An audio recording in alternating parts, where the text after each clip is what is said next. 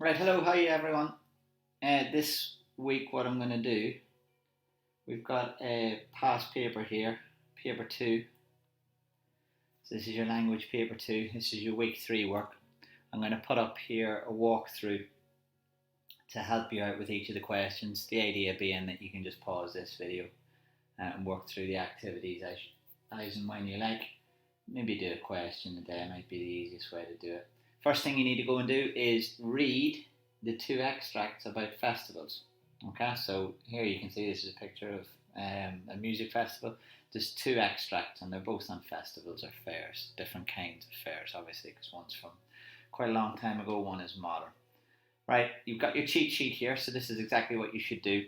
Question one is very simple. You're choosing which statements you believe to be true, and you can check the source to make sure that you're right before you do anything. Now, we can't really teach you this one. This one's fairly simple, but the best thing to do is to make sure that you're correct before you move on. It's only worth 4 marks, so it's not the end of the world if you mess something up there. But that said, it's 4 easy marks. Why wouldn't you try your best at it? You're going to spend 8 minutes on the next one, and you're just comparing the two sources. So this is source A versus source B, and they'll give you something to select. In this question today, they're going to talk about what there is to see and do at each festival. So this festival here in source A is very different to what you can do and see in source B. So you have to say, summarize what's different about those two things to see and do, the activities essentially. The language question, this is completely based on source B, and you've just got to follow these steps. You've got to identify what method the writer has used and the effect that that has, and then you've got to do it again. The reason you've got to do it again is because this is worth 12 marks. It's not like the 8-mark question in paper 1 where you would spend 8 minutes. You're going to try and repeat as many times as you like. Ideally, I'd like you to have a go 3 times. It means if you mess up one of your inferences, you'll still get the marks if you do a decent inference on the other 2. Okay, all of those methods there that you can use, there are so many, too many for me to even think about listing here. I've got some stock phrases for you to use. Then the compare question, this is the biggie.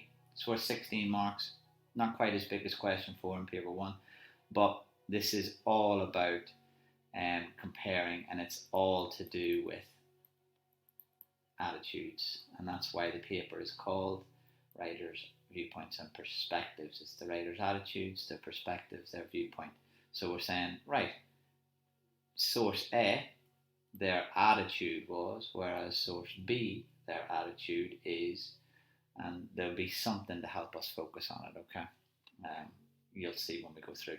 That's right at the end of this presentation as well. Always a good idea to keep that handy and visible to you when you're going through each question. If you internalize this formula, you can't really go wrong with the questions. You just repeat the same process over and over again.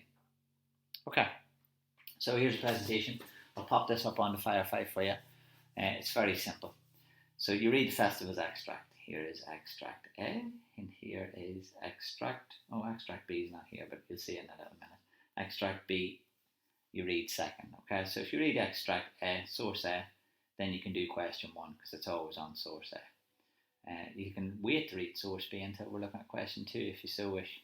So read the festival's extract. There's 2 of them, source A and source B. They're on Firefly. Now you're going to go through the presentation, read the instructions and complete the tasks. I'm going to go through those right now and do that with you. So if you're watching this video and you're working along with me, you don't even have to do that on your own, but entirely up to you. Then it says do the questions. There are 4 questions to do, 1 to 4. Alright, we've just been through them. Do one a day if you like. You can do one today, one tomorrow, one the day after. You've got until Sunday to complete this. So why not take your time? The only thing is if you go away, you're going to probably have to come back and read the articles again to familiarise yourself. And then just send your work to your teacher and we'll have a little look at your paper, okay? Everything that you need is on Firefly and I've put it up onto YouTube as well. Alright, we can do no more for you. Right, here we go. It's festivals, Glastonbury versus Greenwich Fair, which is a place down in London. That's where they get Greenwich Mean Time from. So if you're ever wondering where the time comes from, Greenwich is a place in London. got a big park and they have a fair down there. Worth a little visit. It's quite nice. So here is your step by step. This is what you've got to do. This is roughly how long you spend. All right, that shouldn't say 20 minutes really. It's about 16 minutes, but it's roughly 20 minutes you spend. Okay. Question number 1. Too easy. Not even going to spend any time on it. Right, we've got 2 articles. All right. We've got our article, which is source A. It's all non-fiction. Everything's non-fiction in this paper. This is the non-fiction paper, which means that the writers are not necessarily trying to create characters or anything like that in the same way that they would in fiction. They are still trying to entertain, quite frequently, but they could be trying to inform us, which is what both of these articles are doing as well, giving us some information about Glastonbury, giving us some information about Greenwich Fair. Okay, so those are the 2 main purposes of what's going on here. Source A was written by, her name escapes me now, but it's Elizabeth something. I'm not sure if this is the article writer here. Elizabeth Day, there she is, Elizabeth Day. And she went to Glastonbury Festival in 2005. She wasn't too keen to go in the beginning, but her article is very much it's a comic piece. It's supposed to be funny because she didn't want to go, and then she has gone and actually enjoyed herself. So against her own will, really. And just turned out that she's quite liked it. Second piece is by Charles Dickens. So we know that is the 19th century. It was written in 1839, and he goes to Greenwich Fair. We also know that this fair is going to be very, very different because they're not going to have the same kind of things that we have in the 20th century. So, for example, just one difference would be the transport that the 2 people talk about. Obviously, this person comes in a train. He goes bustling through the crowd there. They have trains in those days. That's not really the point, but we're looking for any small differences we can talk about. One is from 2005. One is from 1839. So a big difference. We're going to read source A first, okay? So, right, go away. Take 10 minutes, take 5 minutes, whatever it is. Pause this now and go and read this source A. Okay? Pause me and come back to me. Now, before you read source A, it might be a good idea to look particularly at lines 1 to 14. So if you look here, that's these lines. It's the first 3 paragraphs. The first 3 paragraphs is question 1. So pay particular attention to the first 14 lines because you're going to be asked a question about them in a minute.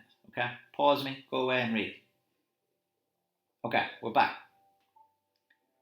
Question 1, very simple. Read the first part of source A from lines 1 to 14 and choose 4 statements below which we know to be true. Right, here's our statements.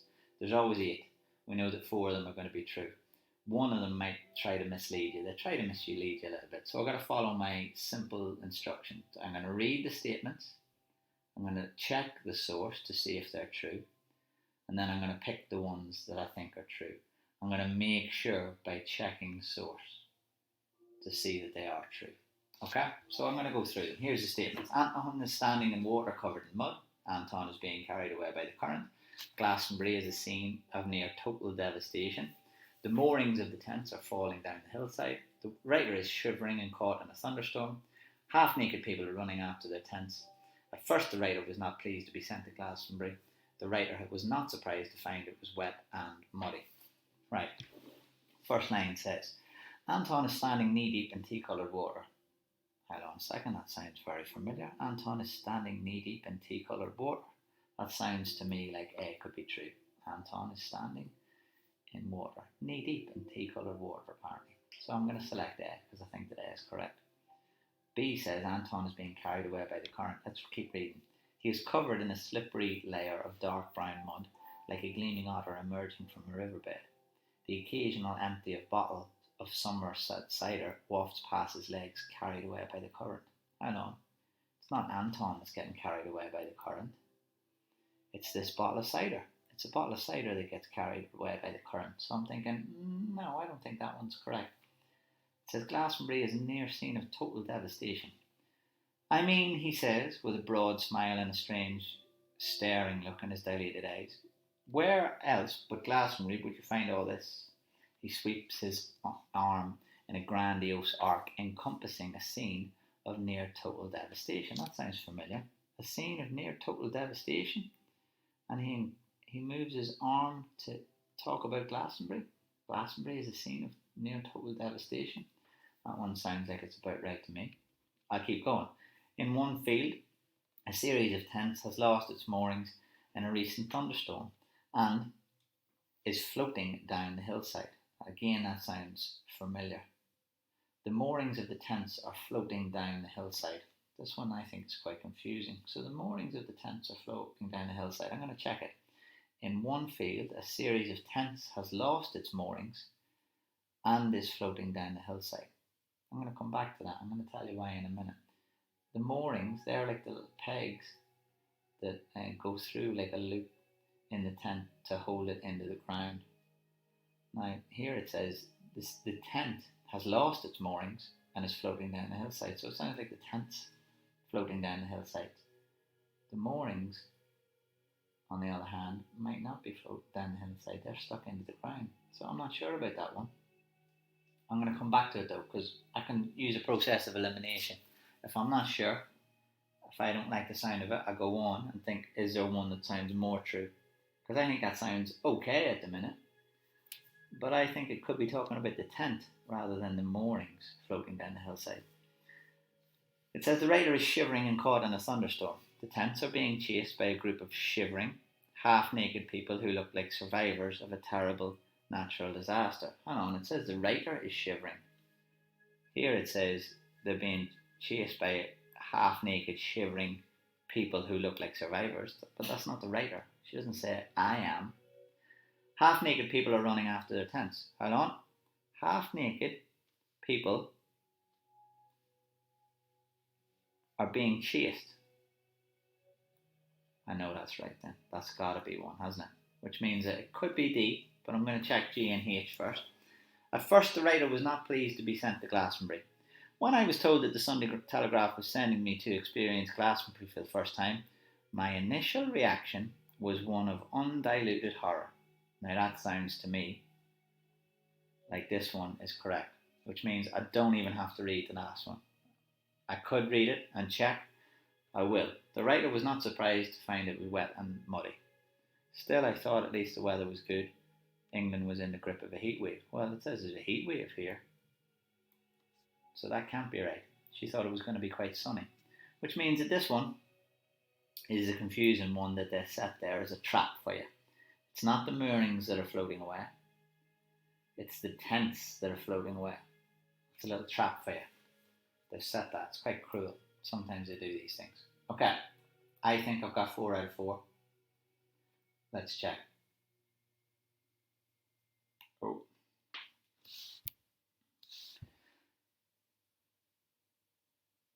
Here's the answers. A, C, F, and G. So we've got A, C, F, and G. So we were correct there. We've got 4 marks. We won't waste any more time. We've got 4 out of 4. If you thought for any reason that any of the other ones were true, you need to go back and check out. It's this one that I think people might get confused with. Okay? Alright, you can pause it there. If you're done for the day, great. Come back and do question 2 tomorrow. Up to you. I'm going to move on to question 2 just now. Question 2. Right, question 2 is this. You need to refer to source A and source B for this question. So if you only read source A to do question 1, that's fine, but you got to go away and read source B now as well, because you need it for both, because this is the summarised question. I'm going to talk about something that's in both sources that I've got to summarise. Tell you a little bit of detail, tell you the main details from both sources. It says, the things to do and see at Glastonbury Festival and Greenwich Fair are different. Use details from both sources to write a summary of the differences.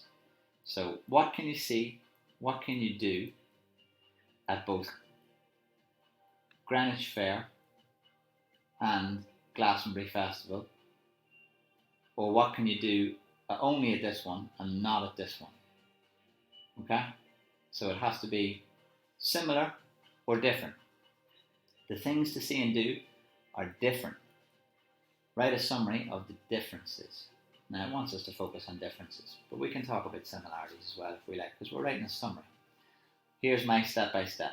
I've got to quote, I've got to infer, and I've got to compare. I've got to compare, quote, and infer. Okay? The comparison is the main thing that I'm doing when I pick my details. So I'm going to say something like, the writer says in source 1 that you can go to Glastonbury to do whatever it is. Whereas the writer in source B says that you can completely differently do this at Greenwich Fair. Okay? We're going to have a go. Right, so first thing to do. Number 1, you go back and you make sure you've read source 1 totally. I would maybe highlight the things that you can see and do at Glastonbury Festival.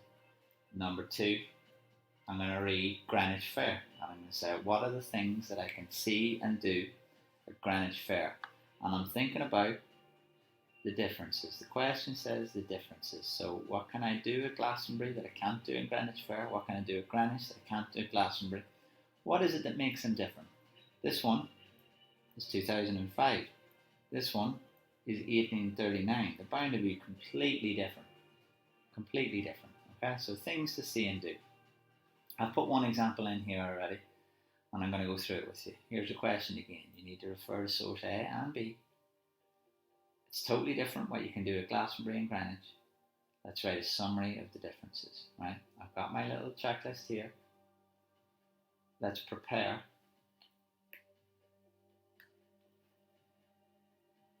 Let's prepare by doing a little table. Okay? It's only going to take us 2 minutes. So we don't have to quote.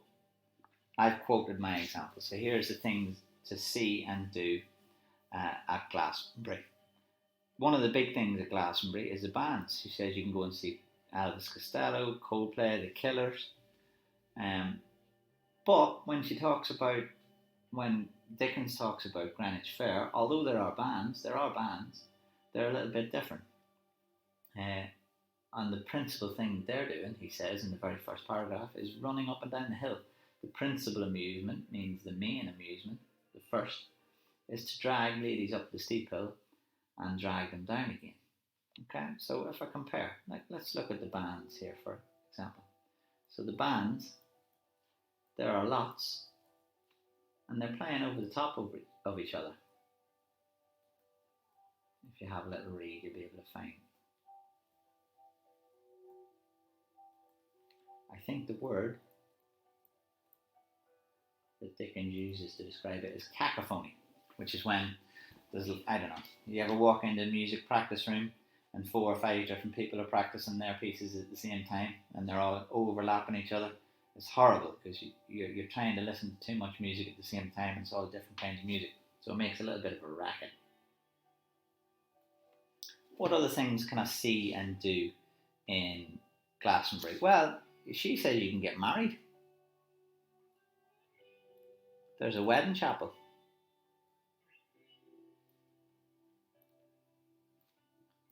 Do they have one of those in Greenwich Fair? Not that Dickens mentions. So I could say, hang on, here you can get married.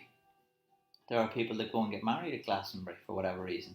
But in Dickens's paper, in his article, he doesn't mention anything like that. Right, what's different about Greenwich Fair when we look at Glastonbury? Dickens talks a lot about food. He says one of the main things that people are after is food. He says people are carrying nuts. He talks about oysters. He uses a simile there. We'll come to that later on. He's talking about cheese. All sorts of things he's talking about. Crazy amounts of food. He talks about lots of different people selling different kinds of food. Is that the main thing that people go to Glastonbury for? I'm not sure. If you've ever seen the coverage of Glastonbury online, you see that there's huge, big food trucks. And if you've been to any kind of festival at all, you know that there's an array of food trucks that go to these things. But is that the main thing that people go for? I'm not too sure. Whereas Greenwich Fair, that seems to be one of the main things that people are enjoying. Here, it is predominantly a music festival. So they've got, for example, they've got something called the main stage. Then they've got lots of different stages for music, art, literature, poetry. They've got all sorts going on at Glastonbury. Whereas here, one of the main stages is a drama stage. Dickens describes a melodrama going on, which is kind of puppets, there's actors. It's very much so kind of like a pantomime. And pantomime is a very traditional 19th century kind of entertainment. So that's the main differences that I can see. Your job then will be to summarise those differences in about 8 minutes worth of a paragraph. Okay, so I've talked for about 4 minutes about source A, and I've talked for about 4 minutes about source B. Now the reason I would split that evenly, oh look at this, Alexa's talking to me, she must have thought I heard it. I was talking to her. Let's ignore her. You're going to split it evenly, because if you don't, you can't get top marks. You have to spend your time evenly on this question, unfortunately. Here's an example, right? This one gets between 5 and 6 marks. And it does some things very well.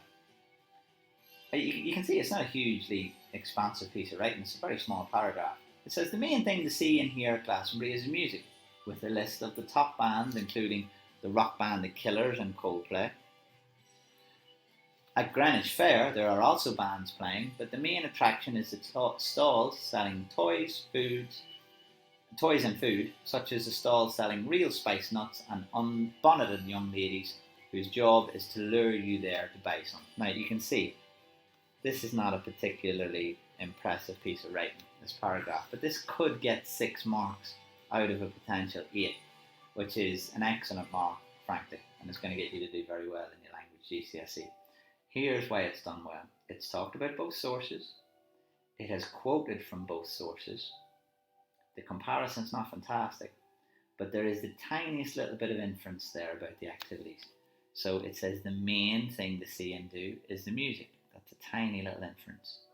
At Greenwich Fair, there are also bands playing, but a main attraction is the stalls. So it's inferred ever so slightly about the main reason to attend. Now, Glastonbury is a weekend festival. It happens from, well, actually, it's Friday to Sunday, but I think a lot of people go down on the Thursday. Whereas we know that Greenwich Fair is a one-day event, likely to have been a Sunday. I'm not too sure about that one, but remember this is Victorian London, so people working considerably more hours than they do now, having pretty much the same days off, so it's likely that that's going to be the case. Right, here's an example of something that's going to get 8 marks. It's between 7 and 8 marks. And you can see, again, not a hugely expansive paragraph, but here's what it does well. It says there are similar things to see and do at the 2 places, but they happen in different ways. There's my inference. Music is one of these examples. There are bands at Greenwich, each with 3 drums, and all play. Here's my quote. You have to quote. Got it? Oh, sorry. You have to quote different tunes at the same time. So it sounds like disorganized chaos. It sounds like disorganized chaos. That's an inference. At Glastonbury, we get a different idea of the bands. That sounds to me like a comparison. Okay, so it's just a 1, 2, 3 approach. I quote, I infer, and I compare. So your job, your task, you've made your table. Can you now write your summary? Can you take 8 minutes and try and improve this one that's been written by AQA as an example? Okay, this is an example. Now you don't have to compare the same things. You don't have to compare different things. You can use the same quotes. Or you can just use, if you go back, you can use the table that I've done. For example, I might say, at Glastonbury Festival, there seems to be an array of crazy things that you can do. One of these is getting married. Whereas, that kind of thing. Okay? Right, once you've done that, here is an example that I've written for you. I'll go through that. So, let me see. You've got 8 minutes. So go. Do your 8 minutes. Pause this. And then I'm going to go on to the next slide, bring you through my example that I've written for you. Okay, here's my example. In source A, Glastonbury seems to be a music festival organised mainly around the bands who spectators have come to see, such as Coldplay, Elvis Costello and the Killers, in what is described as a family-friendly atmosphere. Similarly, in source B, all ages are welcome. Similarly, in source B, all ages are welcome and the families attend, but not specifically to see famous headline bands. That's where the differences come in. Not to see headline bands. Instead, they drag young ladies up a steep hill and enjoy less choreographed or organised music, which is everywhere. The noise of a dozen bands with 3 drums in each. A dozen is 12. So 12 bands, can you imagine? All with 3 drums, being an awful racket. Greenwich Fair seems to be less music orientated, but it makes up some of the entertainment. That's me inferring it there, okay? This one's probably going to get between 7 and 8 marks as well. It's just an example. Right, question 3. You can pause now if you like, if you're done for the day. Here's question 3. Or welcome back if you're coming back to do question 3 today. Question 3 is the language question. Simple. I'm going to go through it very quickly. You now need to refer only to source B. So it's always going to be, for the language question, it's just going to be source B. So there's no comparison whatsoever. It is entirely AO2 that you are serving. So it's entirely language. How does Dickens use language to make the reader feel part of the fair? This is the only thing that ever changes. This part of the question stays the same. How does the writer use language? And it could be to convey the character, to set up a sense of danger, to make you feel sorry for them. It could be anything. We never know. Here's Greenwich Fair in the 2000s. Still takes place. And what we want to do is have a look at what I've made bold here for you. So I've selected some of the things that I would talk about. I've got 12 marks. What I like to do is think about 3 particular methods. So if I go 3 quotes and I manage to get 4 marks for each of those quotes, I've got me 12 marks. Because here's what your examiner is going to give you marks for. They're going to give you marks for identification,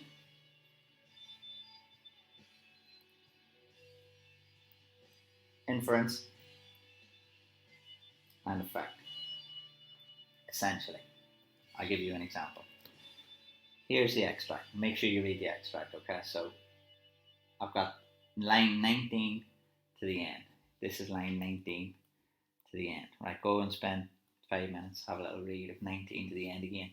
Highlight any language that you think makes you feel part of the fair. I've highlighted some here. Right, makes me feel part of the fair. Here's what I'm going to do. I'm going to identify something that makes me feel part of the fair. 5 minutes walking brings you to the fair itself. A scene calculated to awaken very different feelings. Right, I'm going to do this one because I think it's hard. So a scene calculated to awaken very different feelings. So I'm going to identify what I think there has got me involved. I'm going to look at the word calculated. And I'm going to think about my math lesson when I use a calculator. And when I use a calculator, I want to be really exact. So I think Dickens has used this word to try and show how exact the organisers have been. 5 minutes walking brings you to the fair, which is a scene calculated to awaken very different feelings. And I'm going to look at this word awaken. So this means to wake up. So when something's calculated, you've put a lot of thought into it. You might have to work it out. So the organisers of the fair have worked out how to wake up the visitors. That's what they're trying to do. That's what Dickens is saying. So in order to get you excited, in order to get you enthusiastic, they have used different colours, different foods, different sounds, different pieces of entertainment. And then he goes on to list some of those things. The entrance is occupied on either side by gingerbread and toys. The stalls are gaily lighted up, the most attractive goods profusely disposed, and unbonneted young ladies induce you to purchase. So young women who aren't wearing hats ask you to buy half a pound of real spice nuts, which the majority of regular people are carrying around, supply tied up in cotton pocket handkerchiefs. So lots of people are buying the nuts and carrying them around in the same way that you would when you go to the fairground and you buy some candy floss. Okay, everybody's got them.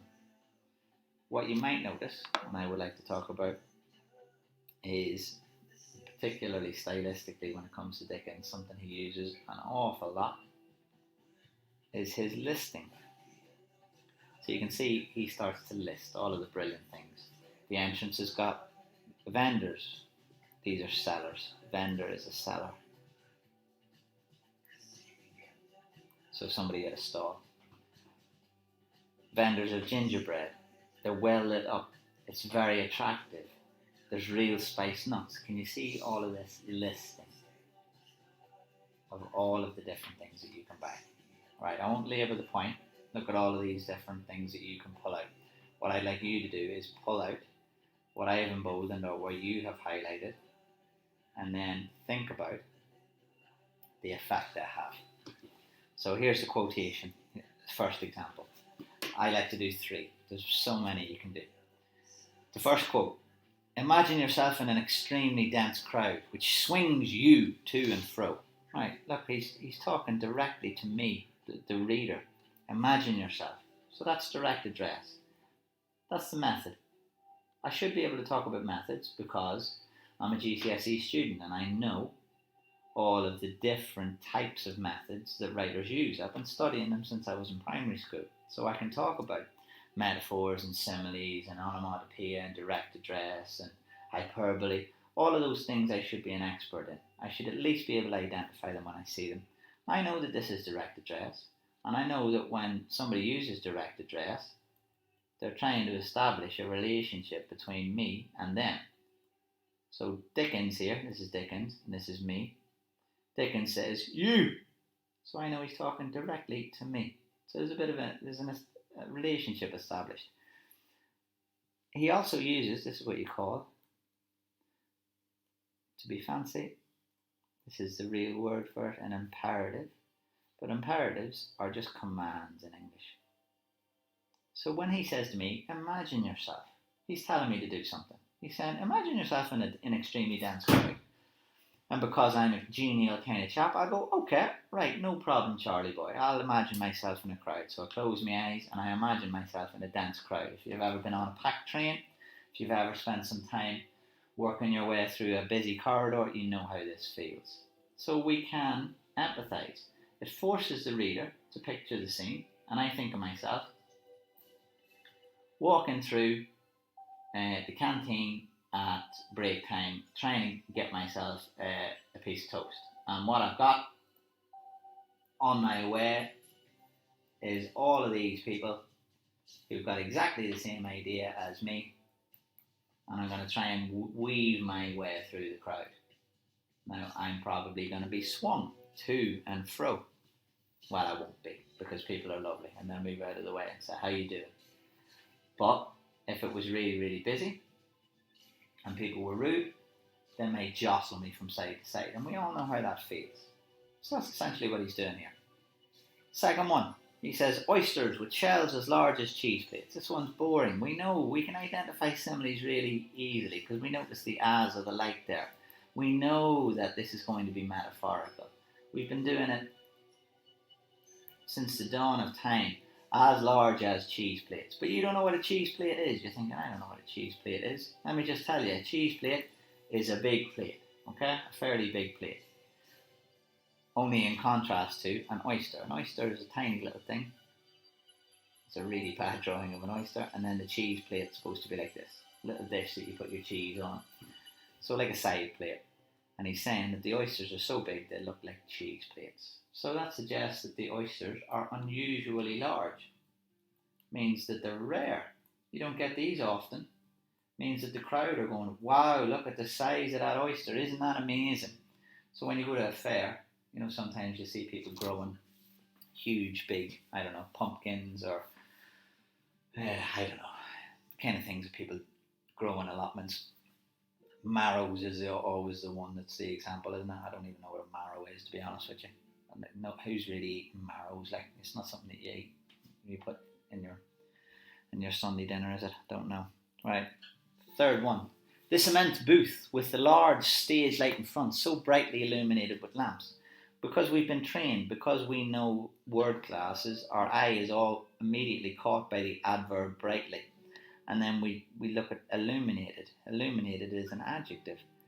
So if I pair them together, I look at the adjective immense, illuminated, brightly illuminated, and immense. So immense means big, illuminated means lit, and the adverb brightly means, obviously, shall we say strongly in this context. Strongly lit. So it's big, it's strongly lit. So to be honest, it's intimidating. It's a huge, big stage. It's large. It's impressive. You imagine a tiny little kid sitting down the front row, and then for the very first time in their life, they're seeing this huge, big stage, and all of these blasting lights are coming out of it. Okay, for the very first time. Now remember, this is the 19th century. We've all seen light shows, we've seen fireworks, we've been amazed by all sorts of technological advancements. This is the 19th century. Big, impressive lights, intimidating large, and illuminated lamps would be fantastic for a young child at that time. Okay, here's your job. Very simple. You take your planning table, which I've done for you there, and for 12 minutes you're going to have a go at improving one of these responses. Okay, we know the language question. I'm going to go through this one here that will get you 10 to 12 marks. Okay, you've got an example here that would get you between 7 and 9. That's absolutely fine. This between 7 and 9 there is going to get you a really good mark. If you're consistently getting into level 3, that's a really good place to be in. Okay, level 3 is going to get you a really good mark in your GCSE. Level 4 is where we should always be aiming for. Difficult to get into this one, but if we get into it a few times, we are going to manage to get ourselves some fantastic marks, a fantastic grade at our GCSE. So this one's going to get us between 10 and 12 marks. It says second person address with the instruction to imagine yourself. Didn't even use the imperative there, you see. You don't have to be too technical. Draws the modern reader into the excitement of the past. Okay, so I've got to imagine what I was like in the past. The description, using the phrase brightly illuminated lamps and immense booths, suggests a promise of drama and expectation, right? That's tough, isn't it? That's a good inference there. Oh, it's brightly lit and illuminated. Something fancy is going to happen here. This is drama. This is expectation. I'm excited. Same thing that we've said, but it's put very well here. About what could be inside that cavernous place. Cavernous just means like a cave. The image of pots of burning fats has a bizarre but authentic effect on the senses of both smell and sight. Melodramatic and intriguing of itself for the modern reader, since burning fat has connotations of danger and error rather than excitement and entertainment. Right, this one's hard. Burning fat there, I think, is one that you want to avoid. Don't bother with that one. I think that's too tough. Let's skip that. Down here, it says the authentic direct speech of the man who enhances his countryman's dress is engaging for the reader when he says, come forward, come forward. The adjective tragic and the noun swell. See the identification of the methods here. attached to the professionals who foot it to perfection suggest that their performance is beautifully contrived, both on and off the stage. I think that's very difficult. Essentially, what Dickens is saying, he's made it real, the characters seem real. They seem larger than life. I think that one's very, very tough. So keep yourself down here if you like. You can use these examples, but I would be really happy with between a 7 and 9 on this one. Okay, have a go. Take 12 minutes. Do question 3 in your book. Have it done. And then come back to me for question 4. Maybe take a break. Do it tomorrow. Up to you. Pause it now. Now is the time. Okay, question 4. Last one.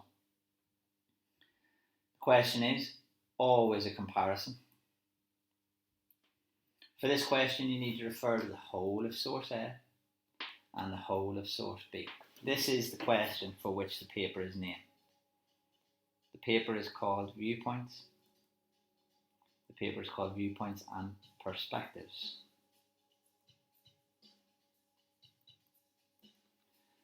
Writers' viewpoints and perspectives. Another word for that is attitudes. And quite frequently, they'll use different words in the question. Different views, different experiences, different attitudes, different viewpoints, different perspectives. But they all mean the same thing. They mean how they feel. That's what it means. How you feel about something.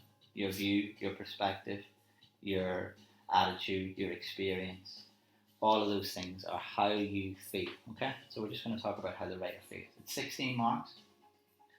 The best thing I can say is to not ignore these bullet points. They're there for you. They'll be written in the exam. If you work through these and do a little mini paragraph for each, you're actually going to be fine. But I'd like you to use the other structure that I've given you. It's helpful for you to practice. It's adaptable to each paper. So we compare their different views and experiences. So I have to compare. First of all, I got to compare. Secondly, I've got to talk about methods. That means I've got to talk about what choices I make. That's AO2. I've got to talk about the methods, the terms. Finally, it says support your ideas with references to both texts. So I've got to quote. I've got to quote my text. I've got to compare. And I have to infer. So, compare. Methods is where I infer, because I can't just identify. That's no good to me. And I've got to make sure I'm quoting. Right, so this is how I do it. I got to say source A has got the attitude, has the perspective, feels like, whereas source B, I should say source B, apologies for a mistake there. Source B feels, has the perspective, has the attitude. Right. So you fill out a mind map. This is the activity for you to do now. I would take 5 minutes to do this. I'll do it in less than 30 seconds, right? Source A feels, has the perspective. She didn't want to go. Poor old Elizabeth Day did not want to go to Glastonbury. She really didn't want to go at all to begin with. But slowly, she starts to see the fun. She thinks, oh, do you know what? Yeah, this seems like a really good time. I quite like this. And her attitude is, she's an observer. She's there to check how it is for everyone and see if everybody's having fun. So she's kind of like a casual observer. And she goes from, I would say, quite cynical, meaning quite negative and quite reserved, to being more open, more optimistic. Okay. Source B, Dickens, he seems excited right from the start. He's delighted to be there. And he's trying to record events. Almost in a way that he's trying to advertise it. It's like he's saying, come on down, isn't it fantastic? This is a brilliant showcase of London's ability to entertain. And he also tries to include lots of sensory details. He likes to talk about the food, the music, the tastes, the sounds. He keeps talking about all of the different characters and what they're saying. Really interesting way that he does it. Right. So here is some of the ideas that you can use. I've got 3 here. I've also got 3 here that I blue petered earlier. Your job is to follow this simple process. So you're going to, number 1, you're going to quote. That's the last bullet point. Number 2, you are going to make sure that you infer.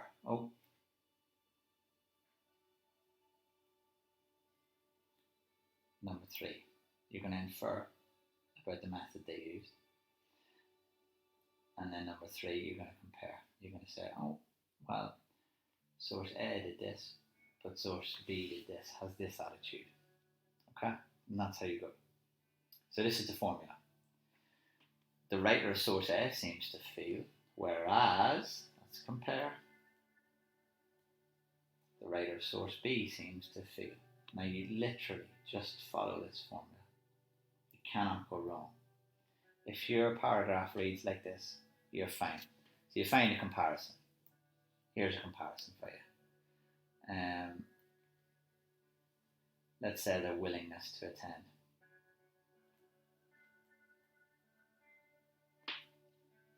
The writer of source A seems to feel reluctant to attend Glastonbury. It is her first time, and she begins to feel, as the day goes on, that she is enjoying it more, but she did not want to at the start. Whereas the writer of source B is, like everybody else, anxious to get to the fair as quickly as possible. This is clear when Elizabeth Day says, I was horrified, I think the line is. Whereas Dickens says, he was swung to and fro in the hustle and bustle. It has the effect of suggesting that Dickens was delighted to be there, Elizabeth Day wasn't, whereas, etc., etc. Okay. Don't want to labour the point too much. I've done an example for you. This is the example. In source A, the writer's attitude is sceptical and negative about the festival. She says, here's what I quote, my initial reaction was one of undiluted horror. She uses the possessive pronoun, my, and the adjective undiluted. You know, when you get a bottle of diluting juice or squash, you call it, and you try to drink that straight away without adding any water to it, it will be really strong. So that's what she means here, undiluted. So undiluted juice is really strong juice. My initial reaction was one of really strong horror. So the possessive pronoun my, the adjective undiluted, which means strong. So Elizabeth Day did not want to attend to begin. That's her attitude. She was scared, that's her viewpoint, and worried about what might happen.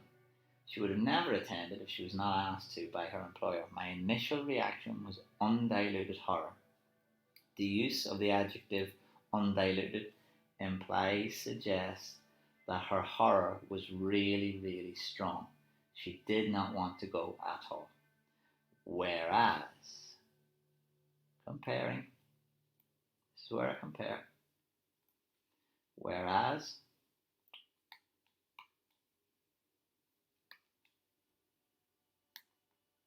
fight with me.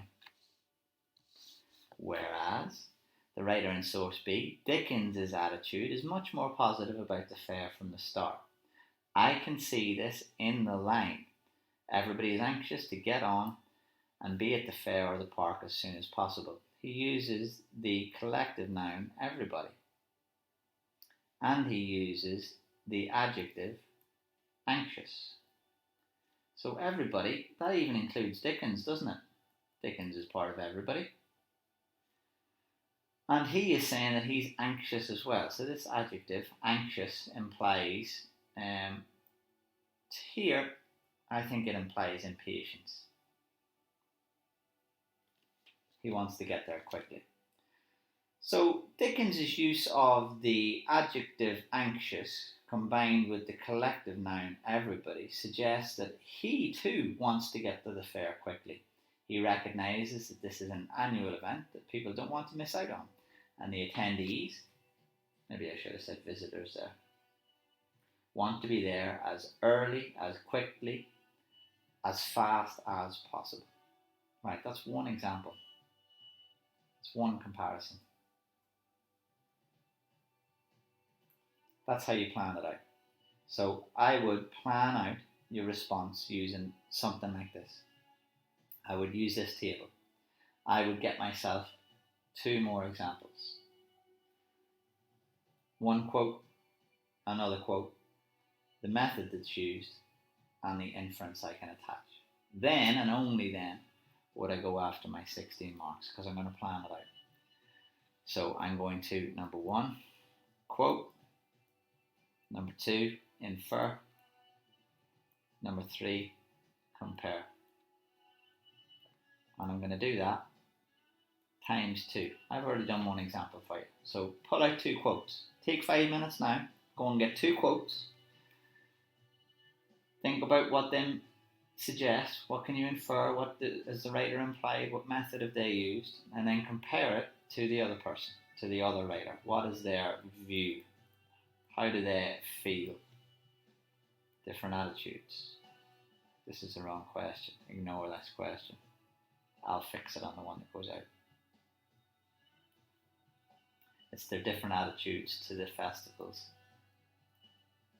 or the fairs. That one obviously hasn't been adapted. Okay.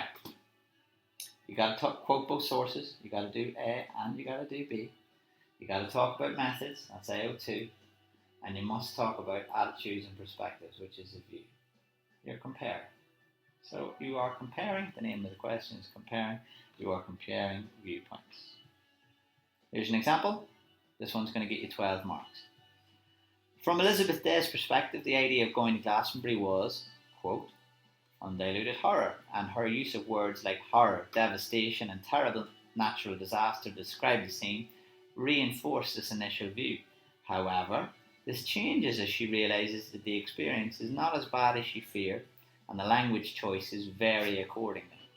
To describing Glastonbury as almost civilised and almost nice. So this is where she changes her mind. They won't always change their mind. This is quite an unusual one. She doesn't have the same view the whole way through the article. Dickens, on the other hand, so I've talked about source A. At source A, now I'm starting to talk about source B. Dickens, on the other hand, is positive, enthusiastic and joyful about the fair all the way through. Although he describes the ladies screaming, I'm quoting, complete chaos and a dangerous crowd swinging you to and fro, the tone is always one of joy, celebration and actually positive. There's another example there. This one I'm going to leave for you. This one will get you 13 to 16 marks. So if you're chasing your 7s, your 8s, your 9s, you need to be up in here. But this is a really good place to start as far as I'm concerned for this particular paper. I think this one is quite difficult because of the change in attitude from the writer in article number 1. On top of that, Dickens can be quite challenging as well, but that's why we're looking at him for A Christmas Carol. So if you're one of those people that need to be fighting up here to get these grades, if you need to be getting yourself into level 4, use this one and have a go at making one of these points using some quotations. Here's what you got to do. You've got to quote, you've got to infer, you've got to compare. So, depending on how you feel, where you want to get into, have a go at getting yourself between 9 and 12 or 13 and 16 marks. You're going to spend 16 minutes doing this question, and when you've done that, that's question 4 done, and you are done for this week. I've left a cheat sheet at the end of the PowerPoint as well. I hope it's useful. If there's anything confusing, you know where I am. I'm at home, same as everybody else, but I can respond to emails, so let me know. Alright, thanks for listening guys. See you later.